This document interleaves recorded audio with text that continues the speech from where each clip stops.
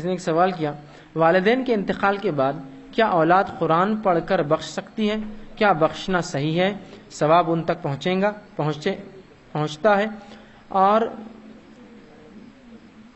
پڑھنے سے پہلے نیت کافی ہے یا نام لے کر بخشنا ضروری ہوگا؟ ایصال ثواب کے بارے میں کچھ بتائیے۔ دیکھیے، سب سے پہلی چیز تو یہ میں یہ بتا دیتا ہوں کیا ایصال ہو سکتا ہے تو کیا نہیں ہو سکتا، آپ سمجھ جائیے۔ نبی اکرم صلی اللہ علیہ وسلم کے پاس ایک شخص ہے اور کہ اللہ کے رسول، میرے والد انتقال کر چکے ہیں، اب کیا چیزیں ہیں جو ان کو ملیں گی موت کے بعد بھی؟ تو آپ صلی اللہ علیہ وسلم نے فرمایا، جب انسان مر جاتا ہے تو سوائے 3 چیزوں کے اس کو پھر کچھ بھی نہیں ملتا۔ پوچھا گیا وہ کیا ہے؟ تو کہا، پہلی چیز بیان کی، کہا کہ ایسا کوئی کام، صدقۃ جاریہ، ایسا کوئی کام کر کے گیا ہو زندگی میں جو مرنے کے بعد بھی انسانیت کو، جانوروں کو، کسی کو بھی نفع پہنچا رہا ہو بعد میں، صدقۃ جاریہ، صدقہ جاریہ۔ اسکول بنایا، کالج بنایا، مسجد بنائی، مدرسہ بنایا، مکتب بنایا، لائبریریز قائم کی، دواخانے ڈالے جس سے انسانیت شفا ہو رہی ہے، فائدہ اٹھا رہی ہے، اور سڑکیں بنائی، جھاڑ لگائے، کچھ بھی ہو سکتا ہے، صدقۃ جاریہ، تو اجر ملے گا۔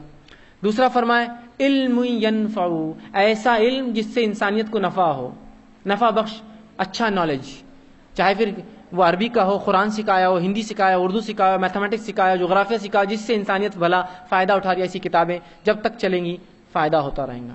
تیسرا فرمائے او ولد صالح یدعو لہ، نیک اولاد جو مرنے کے بعد دعائے مغفرت کرے، یہ 3 چیزیں ہی ملتی ہے، باقی اکاؤنٹ بند ہو جاتا ہے۔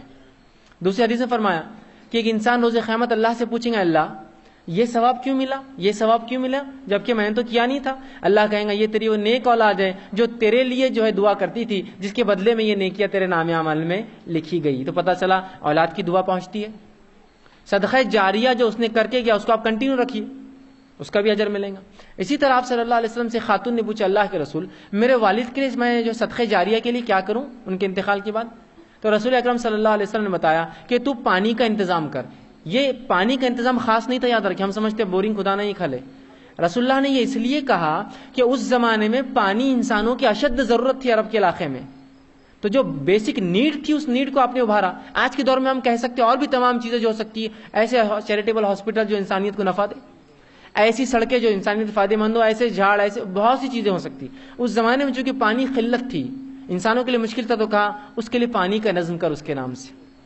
اسی طرح ماں عائشہ رضی اللہ عنہا کی جو روایت میں نے آپ کے سامنے جو رکھی تھی، جس میں آپ صلی اللہ علیہ وسلم نے فرمایا کہ اولاد بھی باپ کی کمائی سے ہے، تو اس حدیث پہ علماء استدلال کرتے اور کہتے ہیں چونکہ اولاد باپ کی کمائی ہے تو اولاد جو خرچ کرے اس کا اجر بھی باپ کو ملتا ہے ان کے نام سے۔ تو اس حدیث سے پتہ چلا پھر آپ کیا کر سکتے ہیں کہ آپ مالی خرچ کیجئے ان کے نام سے، ماں باپ کے لیے مال خرچ کیجئے تو یہ ملتا ہے۔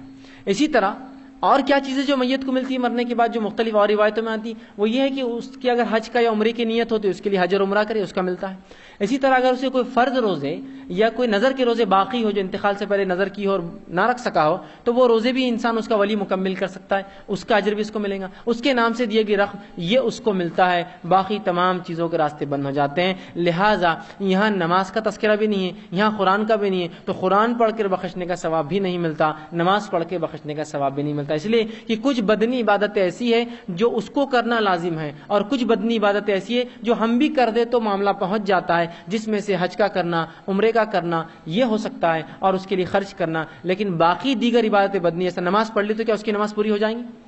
اس کی زکوٰۃ ہم دے سکتے کہ مرنے کے بعد ہم اس نے نہیں دیا زندگی بھر دے، یا پھر جو ہے اسی طرح جو قرآن، تو اس کا تذکرہ نہیں آتا۔ یہ ذاتی عبادتیں ہیں جو میرے علاوہ میری عبادتیں کوئی نہیں کر سکتا، میری تلاوت قرآن مجھے ہی کرنا ہوں گی، میری نماز مجھے ہی پڑھنا ہوں گی، تو لہٰذا اس کی کوئی دلیل چونکہ نہیں ملتی ہے۔ نبی اکرم صلی اللہ علیہ وسلم کے زمانے میں ہزاروں ہزار لوگ مارے گئے، آپ نے کبھی نہیں کہا قرآن پڑھ کر بخشو۔ تابعین کے زمانے میں کئی صحابہ کا انتقال ہوا، کبھی نہیں کیا گیا۔ تابعین کے زمانے میں کئی تابعین انتقال کرے، کبھی نہیں، نہ کسی نے وصیت کی میرے پڑھنے بعد تم قرآن پڑھو۔ تو پتہ چلا قرآن پڑھ کر بخشنا یہ سنت سے ثابت نہیں ہے، لہٰذا اس عمل کا ثواب پہنچے گا، اس کی کوئی دلیل نہیں ہے، بلکہ اگر کوئی اس کو سنت سمجھے تو یہ بدعت میں شمار ہو جائیں گا جا کر، ٹھیک ہے، کیونکہ ایسی کوئی دلیل نہیں ہے۔ اگر ہوتی تو رسول اللہ پر صحابہ پڑھتے، صحابہ پر تابعین پڑھتے، تابعین پر تبع تابعین پڑھتے، اور دیگر اسلاف پڑھتے، کسی نے نہیں کیا، مطلب یہ عمل درست نہیں ہوگا۔ جی